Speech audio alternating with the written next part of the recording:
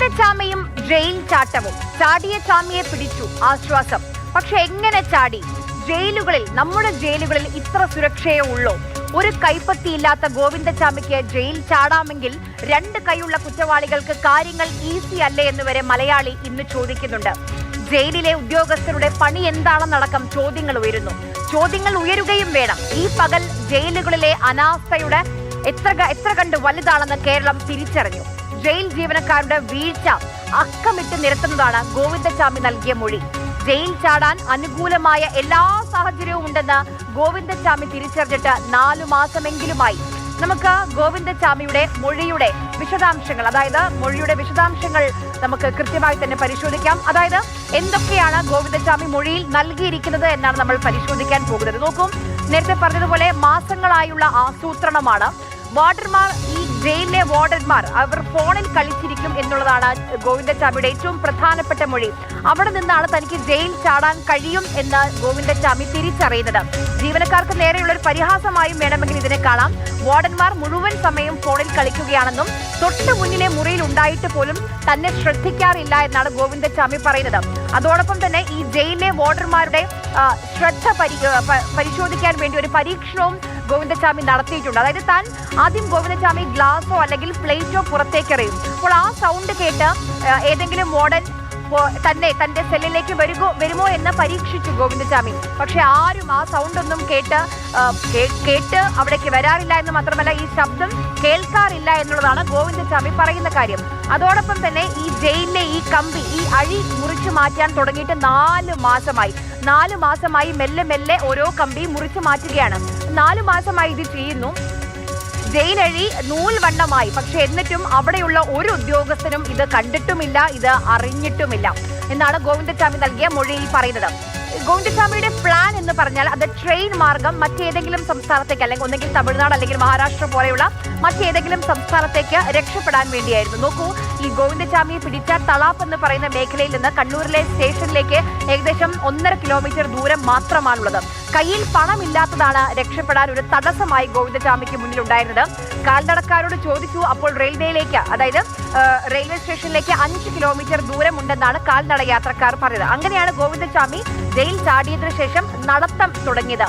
നടന്നു പോകുന്നതിനിടെ ഒരു ആശുപത്രി ഭാഗത്തു നിന്നും വഴി തെറ്റി ഇടവഴിയിലൂടെ അങ്ങോട്ടും ഇങ്ങോട്ടും ഒക്കെ കറങ്ങിയാണ് കുറച്ച് സമയം ഒന്ന് പോയത്. അപ്പോഴേക്കും രാവിലെയായി. ആളുകൾ കണ്ടു, തിരിച്ചറിഞ്ഞു എന്നാണ് ഗോവിന്ദചാമി പറയുന്നത്. അതായത് അവിടെയുള്ള പ്രദേശവാസികൾ കണ്ടില്ലായിരുന്നെങ്കിൽ ഏതെങ്കിലും ട്രെയിനിൽ കയറി ഗോവിന്ദചാമി അങ്ങ് രക്ഷപ്പെട്ടേനെ.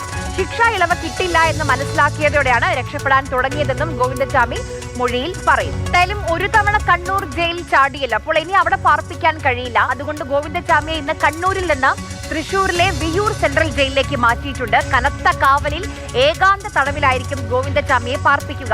കൊടും കുറ്റവാളികൾക്ക് വേണ്ടി മികച്ച സുരക്ഷാ സംവിധാനങ്ങൾ ഉള്ള ജയിലാണ് വിയ്യൂരിലേത്. അപ്പൊ നമുക്ക് എങ്ങനെയാണ് ഇന്ന് ഗോവിന്ദചാമിയെ കൊണ്ടുപോയി ആ ദൃശ്യങ്ങൾ ഒന്ന് കാണാം.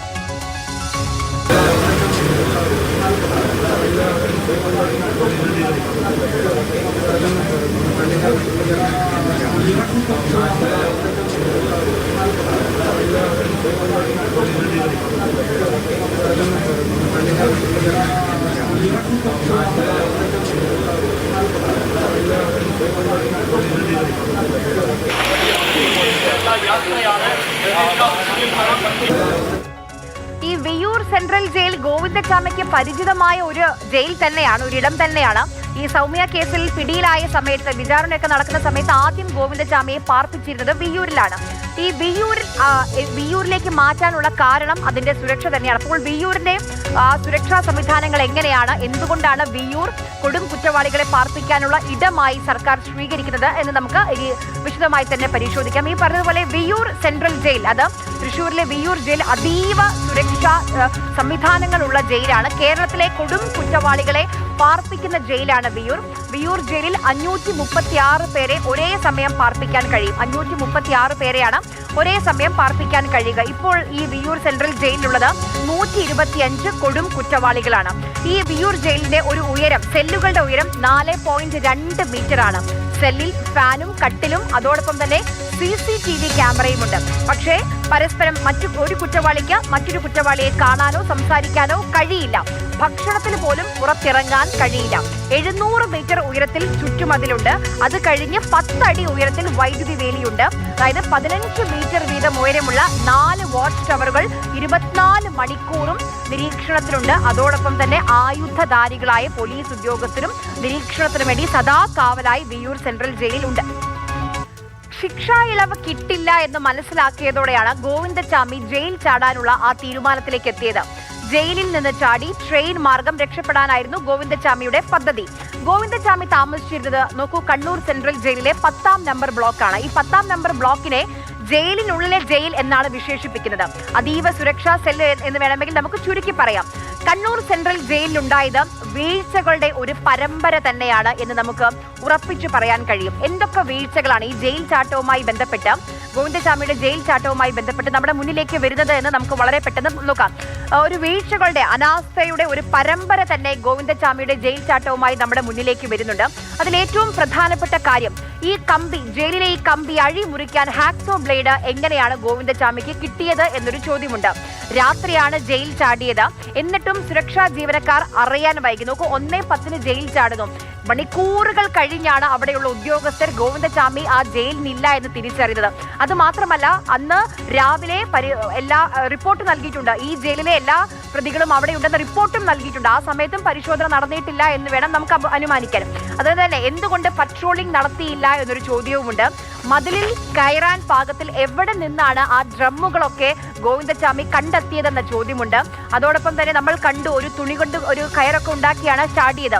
ഈ കൂട്ടിക്കെട്ടാൻ പാകത്തിന് തുണികൾ എങ്ങനെയാണ് ഗോവിന്ദചാമിക്ക് കിട്ടിയത് എന്നൊരു ചോദ്യമുണ്ട്. ചപ്പാത്തി മാത്രമാണ്, അതായത് ചോറ് ഒഴിവാക്കി ചപ്പാത്തി മാത്രം കഴിക്കുകയാണ് ശരീരം ഇങ്ങനെ മെലിയിപ്പിക്കാൻ വേണ്ടി. അപ്പോൾ അതൊന്നും ആരുടെയും ശ്രദ്ധയിൽ വന്നില്ലേ എന്നൊരു ചോദ്യവുമുണ്ട്. വൈദ്യുതി വേലിയിൽ വൈദ്യുതി പ്രസരണമില്ല, അതെങ്ങനെയാണ് ഗോവിന്ദചാമി തിരിച്ചറിഞ്ഞതെന്ന ചോദ്യമുണ്ട്.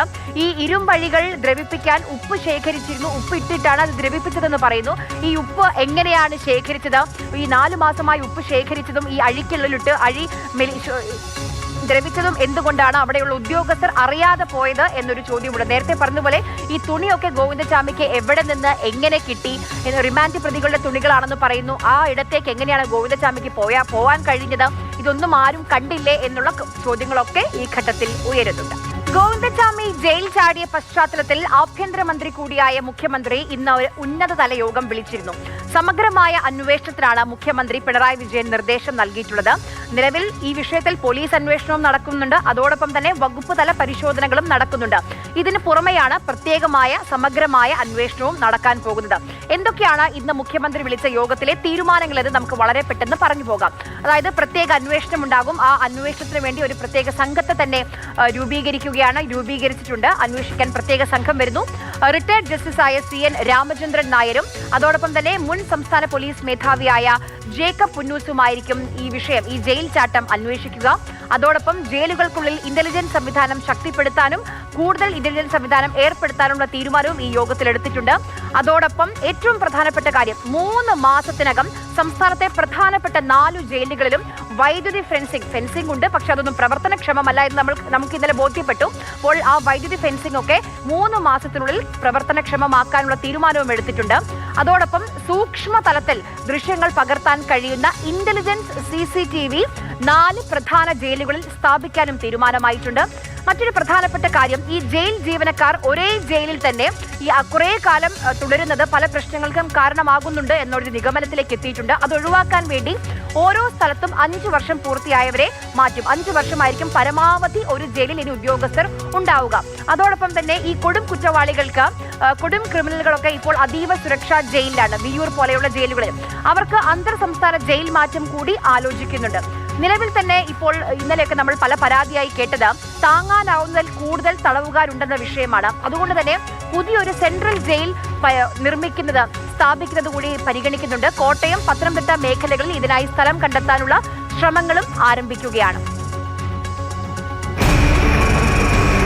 ഒരുപക്ഷെ ഗോവിന്ദചാമിയെ പിടികൂടിയതായിട്ടുള്ള ദൃശ്യങ്ങൾ തത്സമയം പോലീസ് കിട്ടി ഗോവിന്ദചാമിയെ പിടിച്ചിരിക്കുന്നു. ഇതാ മാതൃഭൂമി ന്യൂസിൽ പ്രേക്ഷകർ കാണുന്നത് തത്സമയ ദൃശ്യങ്ങളാണ്. രാഹുൽ ഓടിക്കോളൂ. ഇതാ ഗോവിന്ദചാമി പിടിയിൽ